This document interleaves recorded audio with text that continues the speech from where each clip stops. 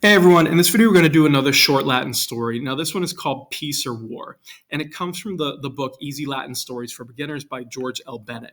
Now you've heard me say this before in different videos from this textbook. What Bennett is calling easy Latin stories are not necessarily what I would call that. So when I use this in my classroom, I usually tend to aim it at that intermediate range, sort of like the beginner intermediate range, you might say, of Latin 2 or 3, somewhere in that area, because otherwise it'll be a little bit tricky for your students to be able to work their way through it. Now, if you are a student of Latin, right, and you want to read this story, try it, right? There's nothing saying you can't give it a whirl. I would say that if you've studied Latin for maybe a year or two, right, if you're a student, you'll probably be able to handle it pretty well. But again, these are really great stories to break off from a traditional textbook and get a nice look at either bits of history or myth, just things you won't get in a sort of traditional Latin textbook. Now, like I always do in these videos, the first thing I'll do is read the story for you, right, from start to finish. So you have a chance to listen to it, but I'd highly encourage you on your own to find someone in class that you can read this story to. And have them read it back to you. That way you can work on your speaking and your pronunciation when you do the reading, and your listening when they do it to you. That's always a great way, and I think the best way to learn the language, so you don't want to shut those parts of your brain off.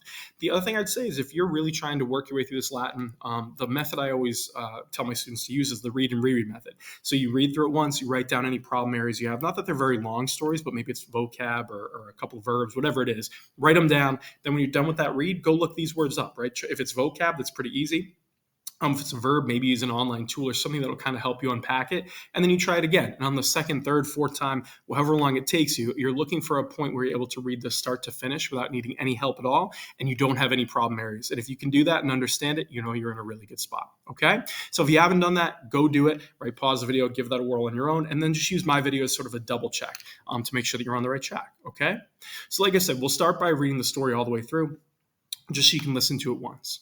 So it goes like this. You have Romani legatos Carthaginem miserunt. Horum unus sinum vestis monstrans talia dixit. Sunt mihi in hoc sinu pax et bellum. Utrum pacem an bellum mavultis. Responderunt Carthaginienses. Utrum libet accipiemus. Tum dixit Romanos bellum do vobis. Contra Carthaginienses lubenter bellum accipimus. Okay, so let's pause it there. Like I said, if you want to listen to it again, go listen to it again, or better yet, read it on your own, right? My pronunciation is nothing special, so you should always try it on your own and see how well you do with it, right? Work on speaking, work on listening, but now we're going to unpack the story itself and kind of work our way through. Okay, so it goes like this. You had Romani legatos Carthaginem miserunt. So this story, by the way, is a famous episode from the Second Punic War, so Rome versus Carthage. That's the backdrop of this, okay? So you have the Romans sent, miserunt, right? They sent messengers to Carthage, okay? So they sent diplomats to Carthage. One of these, meaning one of the messengers, showing the sinum vestis, right, the sort of fold of his toga is really, it means his clothing, right? The sinum can mean a fold in this case. You're thinking of a toga, right? So he holds out his hands, showing his fold, and he said these things, right? And Talia, he says this or said as follows, right? So he said, sunt mihi in hoc sinu pax et bellum. So he said, there are, right, for me in this fold, right, pax et bellum, right? So in other words, he's saying there are in the folds of my toga, really, I have peace and war, okay? So he says, utrum pacem an bellum mavultis. So he's saying, do you prefer, right, mavultis, basically, which do you prefer? He says, do you prefer either peace or war, right? So he says, I hold my hands, right? That's the idea. He's holding his hands out with his toga. He says, I have peace and war. Which of the two do you prefer, right? Which of either peace or war do you prefer? Then you have responderunt Carthaginienses, right? So the Carthaginians, they respond, right? And they say utrum libet. So they say, whichever you please is kind of one way to do utrum libet, right? So whichever you want, we will accept, accipiemus, right? So they say, we're going to accept whatever one you want.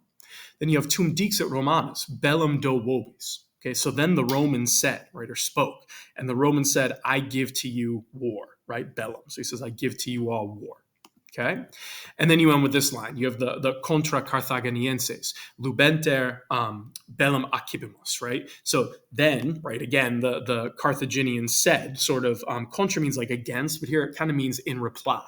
So in reply, the Carthaginians said, we accept war, accipimus bellum, right? We accept war willingly.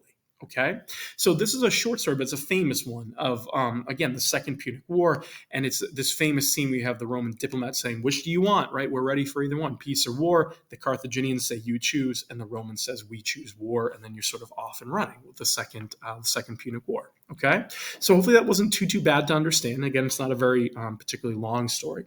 And there's not too much complicated grammar in here. So hopefully it made some sense. But if you have any questions at all, anything in there that you're not sure of or my translation, you just want to go over again, put it in the comments below. I'm happy to help you. But otherwise, keep working through these. These are fun stories. If you want to check out Bennett on my Nova Latin site, you can find a bunch of them there. And I'll